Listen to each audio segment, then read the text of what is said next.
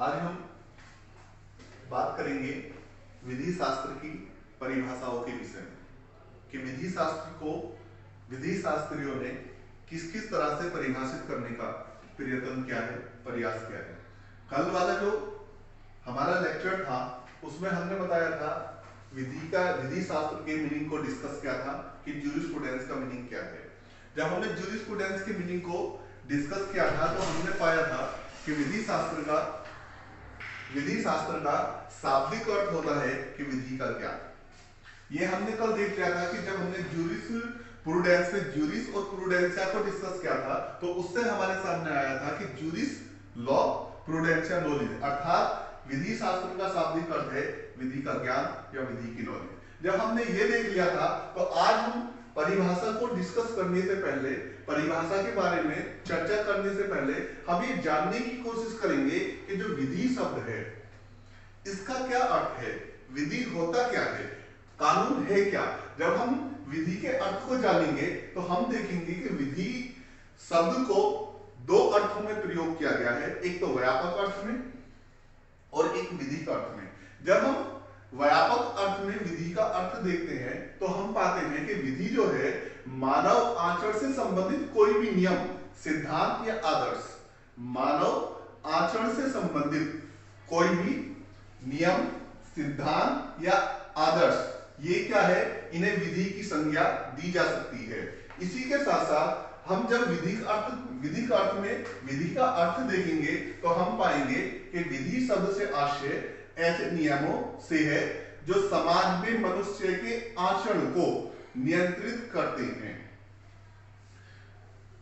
विधि शब्द से आशय ऐसे नियमों से है जो समाज में मनुष्य के आचरण को नियंत्रित करते हैं। समझिए, विधि का उद्देश्य मनुष्य के आचरण को नियंत्रित करना है। जैसा कि हम जानते हैं, हॉब्स ने कहा था कि मानव एक स्वतंत्र प्रेमी है और चारों तरफ से जंजीरों से जकड़ा हुआ है। ये जंजीर जो है यह कानून है। अगर जो मनुष्य के आचरण को खुला छोड़ दिया जाएगा, मनुष्य के जो आचरण है उसे नियंत्रित करने के लिए अगर जो नियम ना होंगे, तो कानून नहीं होंगे, तो क्या होगा कि मनुष्य स्वच्छंद हो जाएगा। और जब वो स्वच्छंद हो जाएगा तो वो मनमानी करेगा और मनमानी करने के बाद क्या होगा कि सामाजिक जो हमारा ताना बाना है ये गड़बड़ा जाएगा और सामाजिक व्यवस्था जो है वो ठप हो जाएगी। जब सामाजिक व्यवस्था ठप होगी तो लोक शांति में विघ्न होगा और पब्लिक पीस जो है वो डिस्टर्ब हो जाएगी। बहरहाल अब इससे आगे हम जानने की कोशिश करेंगे कि ज्यूरिस्प्रूडेंस के अंतर्गत जब हम ज्यूरिस्प्रूडेंस के अंतर्गत, विधि शास्त्र के अंतर्गत हम विधि के बारे में किस किस चीज की चर्चा होती है, तो विधि को परिभाषित करता है विधि शास्त्र, विधि की प्रकृति को बताता है विधि शास्त्र। विधि शास्त्र ये बताता है कि विधि का उद्गम कैसे हुआ है, विधि शास्त्र ये बताता है कि विधि के तत्व क्या है और विधि शास्त्र के अंतर्गत विधि के प्रयोजनों का अध्ययन किया जाता है। क्लियर? अब हम इससे आगे बात करेंगे कि विधि शास्त्र की परिभाषा। तो सबसे पहले हम रोमन विधि शास्त्री अल्पियन को देखेंगे।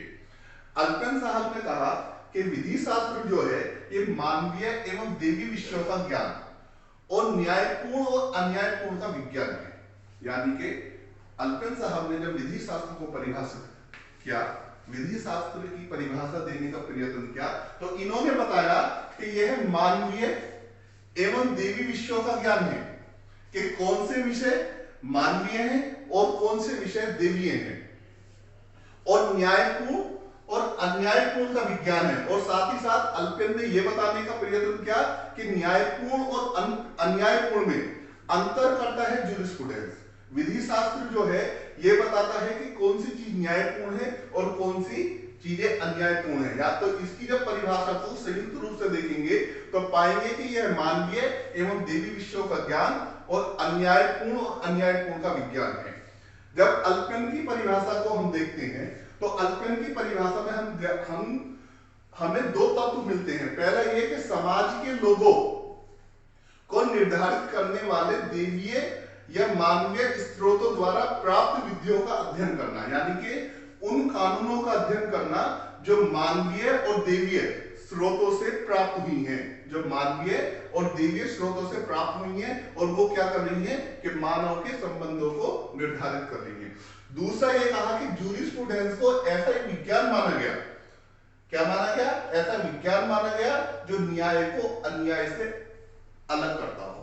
यानी कि जूरिस्प्रूडेंस के अंतर्गत जब हमने अल्पिन की परिभाषा को देखा तो अल्पिन ने हमें दो चीजें जब परिभाषा दी कि यह मानवीय एवं देवीय की परिभाषा को देखा तो हमारे सामने दो तत्व निकल कर आए कि पहला तत्व हमने ये देखा कि अल्पिन ने जो विधि शास्त्र की परिभाषा दी है, इससे पहला तत्व ये निकला कि समाज के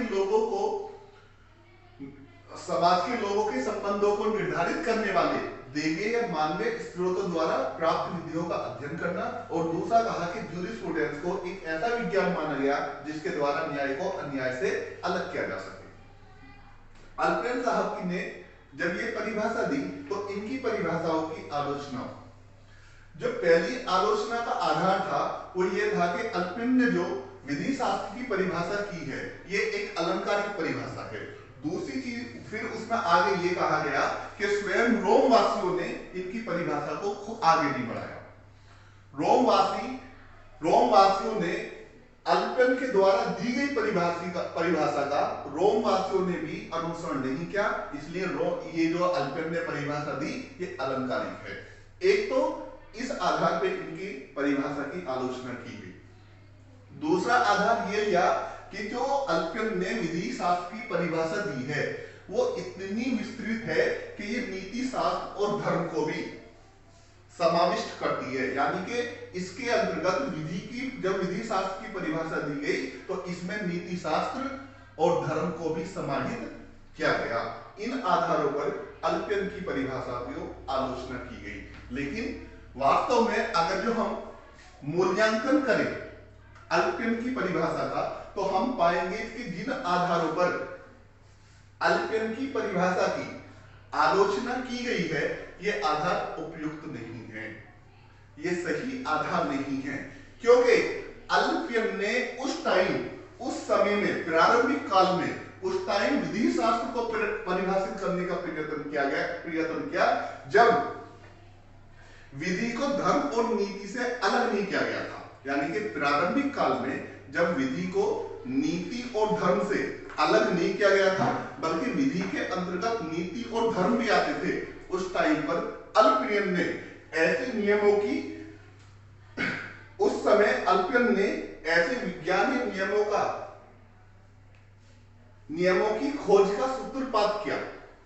ऐसे टाइम पर जब विधि को नीति और धर्म से अलग नहीं किया गया था, अल्पिन ने उस टाइम पर ऐसे नियमों की खोज का सूत्रपात किया जिससे न्याय और अन्याय या उचित और अनुचित में विभेद किया जा सके। इसलिए अल्पिन की जो परिभाषा की जो आलोचनाएं की गई हैं कि ये अलंकारिक है, ये अपने आप में बहुत ज्यादा विस्तृत है, ये नीति शास्त्र और धर्म को भी अपने अंदर समाहित करती है, ये उचित नहीं है। क्योंकि अल्पिन ने उस टाइम विधि शास्त्र को परिभाषित किया जब प्रारंभिक काल था और उस टाइम विधि के अंतर्गत धर्म और नीति समाहित थे। नीति और धर्म को विधि से अलग नहीं किया गया था। ऐसे दौर में अल्पिन ने ऐसे नियमों की खोज का सूत्रपात किया कि जिससे पता चल सके कि कौन सी चीज देवीय है और कौन सी चीज मानवीय है, क्या उचित है और क्या अनुचित है। इस प्रकार आज हमने अल्पिन साहब की परिभाषा को पूर्ण किया। आने वाला यानी कल जो हमारा लेक्चर होगा उसमें अलग अलग विधि शास्त्रियों ने जो विधि शास्त्र की परिभाषा दी है उन्हें इसी तरह से डिस्कस करेंगे, परिभाषा को देखेंगे, परिभाषा के तत्व देखेंगे, परिभाषा की आलोचनाएं देखेंगे और उसके बाद परिभाषा का मूल्यांकन करेंगे। Thank you.